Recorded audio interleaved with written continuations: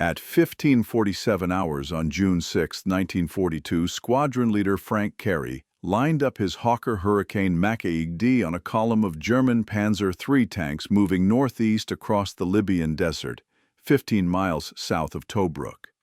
The tanks were advancing in open formation 5 abreast, spaced 100 yards apart, moving at approximately 15 miles per hour across hard-packed sand. Carey descended from 2,000 feet to 50 feet altitude, approaching from behind and to the right of the column. The Hurricane shook continuously from the drag of 2 enormous 40mm Vickers S cannons mounted under the wings. Each cannon weighed 265 pounds, hung below the wing on strengthened hardpoints fed by drum magazines holding 15 rounds of armor-piercing ammunition. At 800 yards range, Carey could see individual tank commanders standing in their open turret hatches, scanning the sky for threats. They were looking up and ahead, not down and behind. The Hurricane was invisible against the desert floor, lost in ground clutter, approaching at 280 miles per hour. At 400 yards, Carey selected his target, the third tank in the left column, identifiable by its commander standing in the turret. He armed the 40mm cannons. The arming switches were on the control column, separate from the machine gun triggers. The cannons required deliberate activation because their recoil was violent enough to damage the aircraft if fired incorrectly. At 200 yards, Carey pulled the nose up slightly, placing the gun sight pipper on the tank's rear deck where the engine was located. He pressed the cannon firing button. The Hurricane shuddered as both 40mm cannons fired simultaneously. The recoil was extraordinary. Each cannon fired a 2.5-pound armor-piercing shell 2,600 feet per second, generating recoil force of approximately 8,000 pounds. Both cannons firing together produced 16,000 pounds of recoil, enough to slow the Hurricane noticeably. The airframe creaked under stress loads it was never designed to withstand. The first shell struck the Panzer III's rear deck, penetrating the 10mm armor and detonating inside the engine compartment. The second shell missed, hitting the sand 20 feet beyond the tank. Carey fired again. Both shells hit this time one, striking the engine deck, one penetrating the turret ring where armor was thinnest. The Panzer III stopped immediately, smoke pouring from the engine grills. The commander bailed out, dropping from the turret, followed by his crew scrambling through hatches. Carey pulled up, climbed to 500 feet, and turned hard left to come around for another pass. The remaining tanks in the column had scattered, each commander recognizing they were under air attack. Tank machine guns fired at the Hurricane tracers, arcing upward, falling short. The Hurricane was too fast, too low, and already turning away. Carey selected another target, a tank that had stopped to present its frontal armor toward the threat. This was correct anti-aircraft procedure, but left the tank stationary, making it an easy target. Carey dove from 500 feet, lined up on the tank's side as it sat motionless, and fired both cannons at 250 yards range. One shell penetrated the tank's side armor at the junction between hull and turret, precisely where armor was weakest to accommodate turret rotation. The shell detonated inside, and the tank brewed up ammunition, cooking off turret lifting slightly from internal explosions. The crew did not escape. Carey pulled up again, climbed to 1,000 feet, and assessed the situation. 2 tanks destroyed or disabled, 3 tanks retreating at maximum speed. 13 shells remaining in his magazines, enough for 6 more firing passes. But his fuel state was marginal, and remaining in the area invited German fighters. He formed up with his wingmen, who had also attacked the column, and both Hurricanes turned southwest toward their base at Gambit. The attack had lasted 4 minutes. Total ammunition expended 17 40mm shells from Carey's aircraft, 19 from his wingman's aircraft. Results: 4 tanks destroyed, 2 damaged, the column dispersed, and its advance stopped. This was what the Hurricane IID was designed to do: stop tanks. not with bombs that often missed, not with machine gun fire that barely scratched paint, but with armor-piercing cannon shells that could penetrate tank armor and destroy vehicles with a single hit. The concept of mounting anti-tank cannons on aircraft was not new. The Soviet Union had experimented with it in the late 1930s. Germany had tested it with modified Junkers Ju-87 Stukas, but the Hurricane IID was the first aircraft designed specifically as a gun platform for ground attack with sufficient structural strength to handle the tremendous recoil forces and sufficient speed and maneuverability to survive in hostile airspace. The development of the Hurricane IID emerged from desperate necessity in North Africa. In 1941, the Western Desert Campaign had become primarily a tank battle. German armor, particularly the Panzer III and Panzer IV, outclassed most British tanks. The German 50mm and 75mm tank guns could destroy British Crusader and Matilda tanks at ranges where British 2-pounder guns were ineffective. The Royal Air Force attempted to redress this imbalance by attacking German tanks from the air. Standard fighter armament 8 303 caliber machine guns was useless against armor. Bombs were effective but difficult to aim accurately. A fighter diving on a tank had perhaps 2 seconds when the target was in sight, and the bombing release point was optimal. Miss by 30 feet, and the bomb was wasted. What was needed was a gun large enough to penetrate tank armor, but small enough to be carried by a fighter. The weapon existed, the Vickers S 40mm cannon, developed by Vickers Armstrongs as an anti-tank weapon for ground forces. The gun fired a 2.5-pound armor-piercing shot capable of penetrating 52 meters of armor at 500 yards range, sufficient to defeat the side or rear armor of any German tank in service in 1941. The challenge was mounting the gun on an aircraft and managing the recoil. At 265 pounds per gun, the Vickers S was far heavier than standard aircraft cannons. The Hispano 20mm cannon, used on Spitfires, weighed 110 pounds. The Vickers S weighed more than twice as much and generated recoil 4 times greater. Hawker aircraft engineers studied the problem. In late 1941, the Hurricane airframe was ideal for modification because it was overbuilt compared to contemporary fighters. The Hurricane used a steel tube fuselage frame covered with fabric and duralumin panels. This old-fashioned construction was heavier than the stressed skin construction used on Spitfires, but it was exceptionally strong and could be modified more easily. The engineers designed new wing hardpoints capable of withstanding 8,000 pounds of recoil force per gun. The hardpoints were reinforced with steel fittings bolted through wing spars. The wing structure was strengthened with additional internal bracing. The undercarriage was reinforced to handle the additional weight of the guns and ammunition. 2 prototype Hurricane IIDs were built in September 1941. The first test firing occurred on October 12, 1941 at the Royal Aircraft Establishment at Farnborough. Test pilot Philip Lucas fired the 40mm cannons at ground targets while flying at 250 miles per hour at 200 feet altitude. The recoil was more violent than calculations predicted. The Hurricane decelerated by approximately 10 miles per hour each time both cannons fired. The airframe shook so severely that instruments became difficult to read. The gun blast created turbulence that affected control surfaces, causing the aircraft to yaw slightly with each shot. But the system worked. Shells struck within 3 feet of the aim point at 300 yards range. Penetration tests against captured German armor confirmed that the shells could defeat Panzer III side armor at ranges up to 800 yards and rear armor at any range. The Hurricane IID could kill tanks. Production authorization came in November 1941.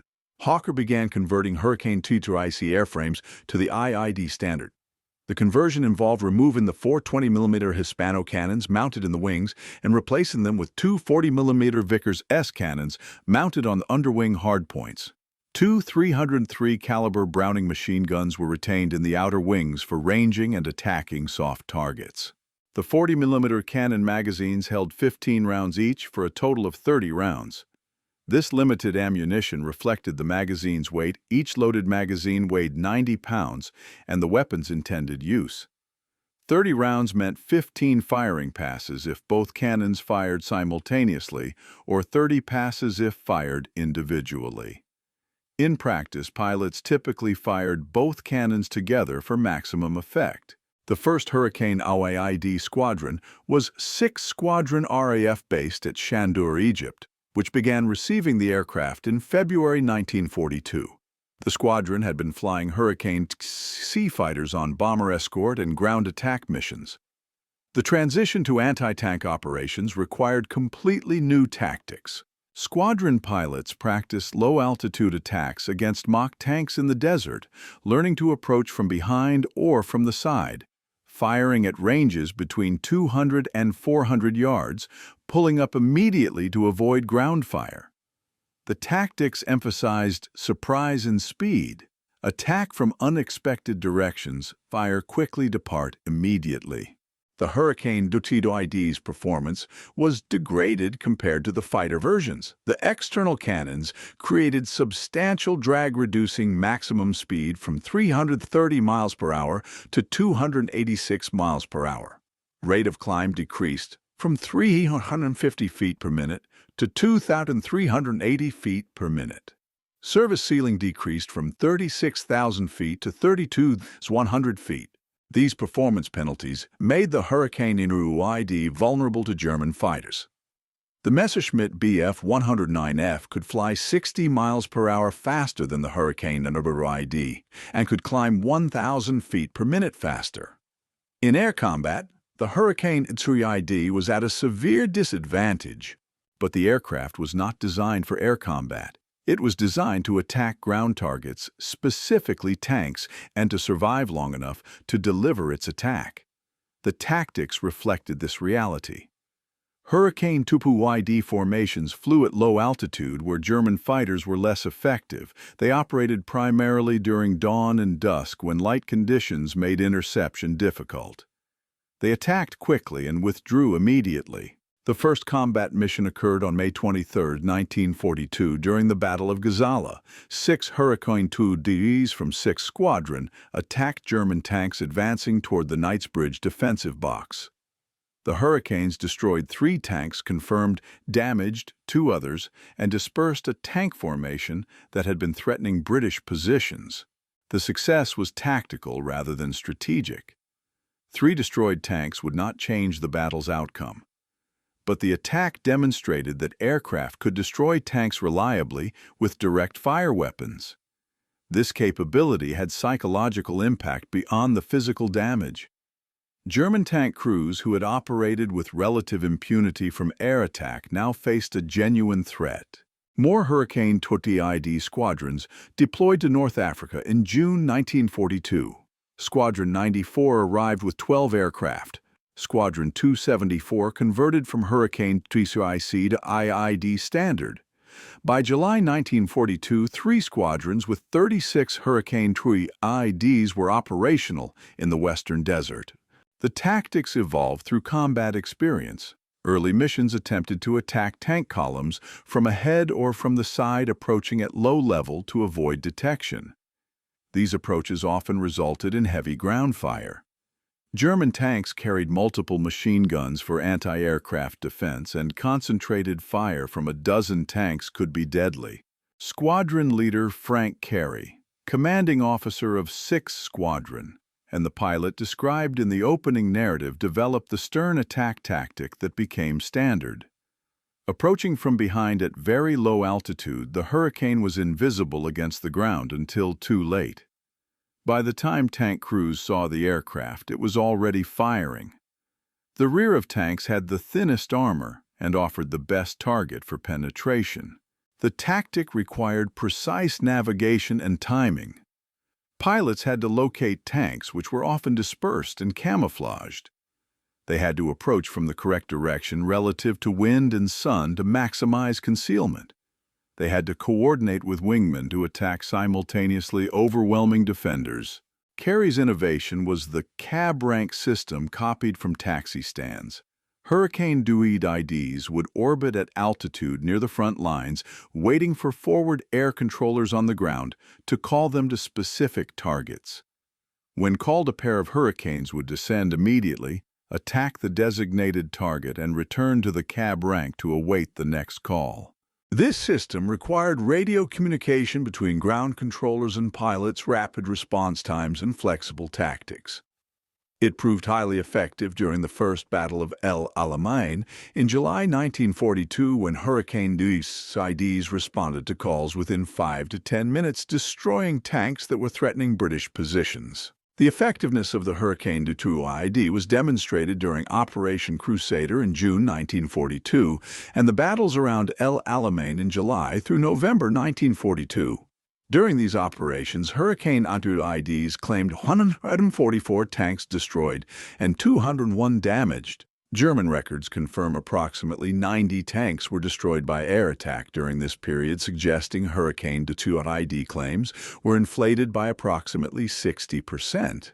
This overclaiming was typical of air-to-ground combat. Pilots observing hits and smoke from tanks would claim destruction, but many damaged tanks were repairable. A tank hit in the engine might be immobilized and smoking, but could be towed to workshops and repaired within days. Only tanks with catastrophic hits, ammunition explosions, fuel fires, penetration of crew compartment were total losses.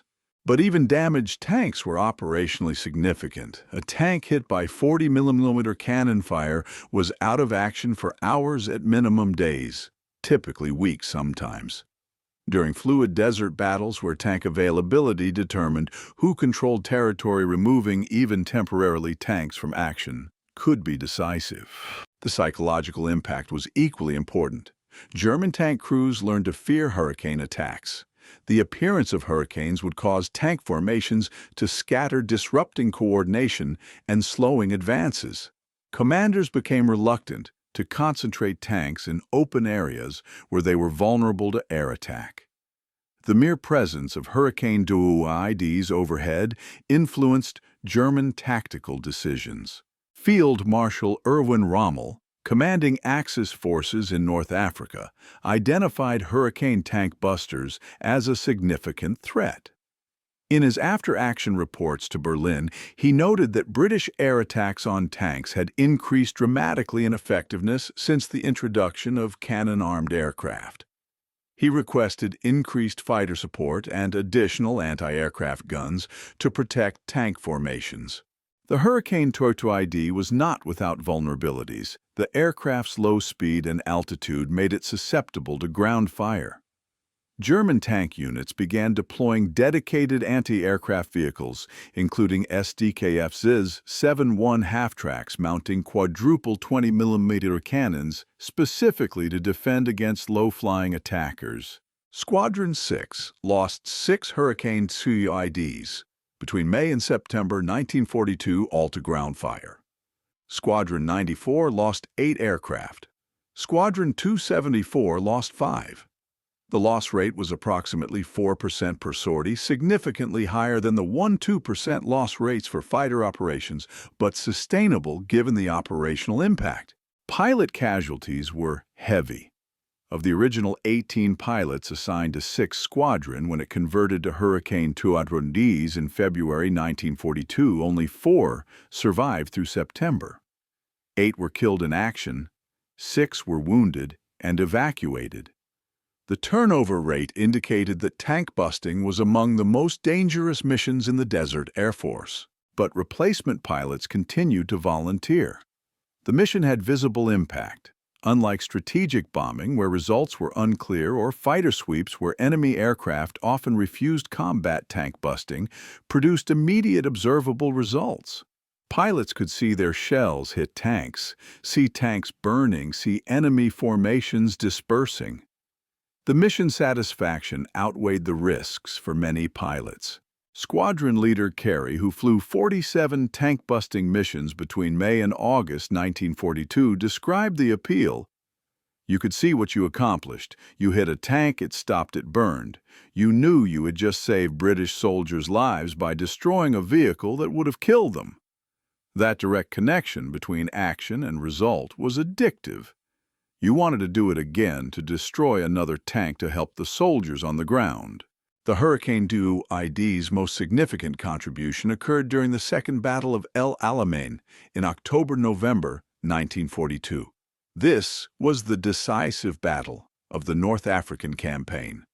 British forces under General Bernard Montgomery attacked German and Italian positions on October 23, 1942, initiating a battle that would last 12 days. Desert Air Force deployed every available aircraft to support the ground offensive. Hurricane IID squadrons flew continuously operating in cab-rank formations, responding to calls from ground controllers attacking tanks that were counter-attacking British positions. During the battle, Hurricane IIDs flew 842 sorties and claimed 39 tanks destroyed and 98 damaged. German records confirm approximately 25 tanks were destroyed by air attack during the battle. While this represented less than 10% of total German tank losses at El Alamein, the timing of these losses was critical. Tank attacks occurred primarily when German forces were attempting counterattacks against British advances. Destroying or damaging tanks during counterattacks disrupted German efforts to regain lost ground. The cumulative effect was to slow German responses, allowing British forces to consolidate gains before German reinforcements arrived. After El Alamein, the strategic situation in North Africa changed fundamentally. German forces retreated westward across Libya, pursued by British forces. The campaign became mobile warfare across hundreds of miles of desert. Hurricane IID squadrons advanced with ground forces operating from forward airstrips, attacking German tanks and vehicles during the retreat. By January 1943, Axis forces had retreated to Tunisia. American forces had landed in Algeria and Morocco in November 1942, creating a two-front campaign. German forces were compressed into a shrinking perimeter in Tunisia, supplied inadequately by sea and air. Hurricane IID operations in Tunisia differed from the desert campaigns. The terrain was mountainous and vegetated, providing cover for ground forces. Tanks operated in valleys and on roads rather than in open desert. Target acquisition became more difficult.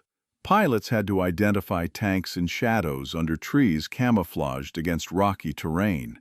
The Hurricane IID's low speed became increasingly problematic.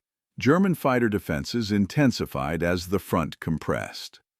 Messerschmitt Bf 109s and Focke-Wulf FW 190s patrolled constantly. Hurricane IID formations required fighter escort, typically Spitfires, to operate safely. Despite these challenges, Hurricane IIDs continued operating through May 1943, when Axis forces in North Africa surrendered. Total claims by Hurricane IID squadrons in North Africa exceeded 300 tanks destroyed and 500 damaged. Actual confirmed destruction was approximately 180 tanks.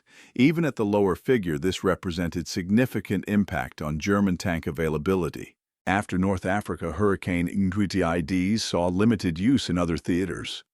The terrain in Italy was unsuitable for low-altitude tank-busting operations. Mountains, forests, and urban areas provided too much cover and limited attack opportunities. Hurricane IID squadrons in Italy converted to rocket-armed Hurricanes foes, which could attack from higher altitude with less exposure to ground fire. Some Hurricane IIDs were deployed to Burma in 1943-44 for operations against Japanese tanks. The Japanese Type 95 Hago and Type 97 Chiha tanks had thinner armor than German tanks, making them easier targets. Hurricane IIDs operating from bases in India and Burma destroyed approximately 40 Japanese tanks during 1943-44. The last Hurricane IID combat operations occurred in Burma in early 1945. By that time, the aircraft was obsolete. Newer ground attack aircraft like the Hawker Typhoon carried rockets and bombs more effectively than the Hurricane could carry cannons. The 40mm cannon revolutionary in 1942 had been superseded by better weapons and delivery methods. Total Hurricane IID production was 800 aircraft converted from Hurricane IID airframes between late 1941 and mid-1943. Most served in North Africa. Approximately 100 served in Burma. A few dozen were assigned to operational training units in the Middle East and India. The attrition rate was high. Of 800 aircraft, produced approximately 280 were lost to all causes by war's end. Combat losses accounted for 160 aircraft. Operational accidents, including crashes during training and mechanical failures, accounted for 120 aircraft. The remaining 520 aircraft were either withdrawn from service, converted to other variants, or scrapped. No Hurricane IID survives today. All operational aircraft were scrapped after the war. The last known Hurricane IID was withdrawn from service in 1946 and broken up for scrap metal. The 40mm Vickers S cannons were removed and returned to storage, where most were eventually scrapped as well. Several Hurricane IID aircraft survive in museums and private collections, but none retain the 40mm cannon configuration. The Canadian Warplane Heritage Museum considered converting one of their Hurricanes to IID configuration using replica cannons, but determined the engineering challenges were too great. The Hurricane IID's legacy was its demonstration that aircraft could be effective anti-tank weapons using direct fire guns rather than bombs or rockets.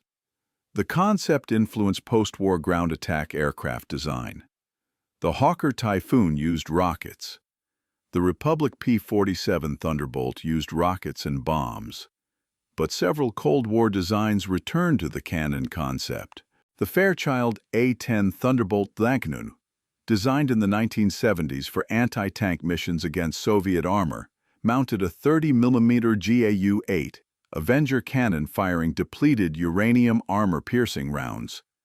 The A-10's design philosophy echoed the Hurricane IID: build an aircraft around a large gun, accept performance penalties, optimize for survivability and firepower rather than speed. Soviet designers followed similar philosophy with the Sukhoi Su-25, which carried a 30mm cannon and was designed specifically for ground attack.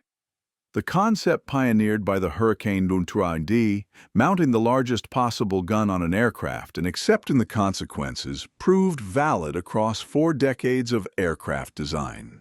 The pilots who flew the Hurricane IID against Rommel's tanks received limited recognition.